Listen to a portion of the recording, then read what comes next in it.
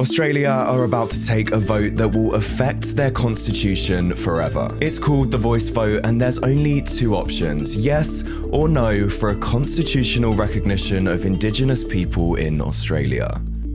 It will give the country a formal body so they can advise the government on issues affecting their communities. Indigenous Australians have a history spanning 65,000 years on the continent and are made up of Aboriginal and Torres Strait Islander people, all with years of culture and tradition and thought to have 250 different language groups. Historically, Indigenous Australians face many difficulties on the continent. They didn't have a right to vote until the 60s, and generally their health and education prospects are lower, which many argue is from years of ignoring the problems facing their community. That's what the vote hopes to change, but not all Indigenous Australians agree. Why should 18 million people of one race decide the fate of 800,000 people of another race? Despite this, yes voters say it would recognise and pay respect to years of culture, give Indigenous people the same outcomes as other Australians, and has the backing of over 80% of Indigenous communities. But the latest polls look set to reject the referendum, with no voters claiming it's divisive and legally risky.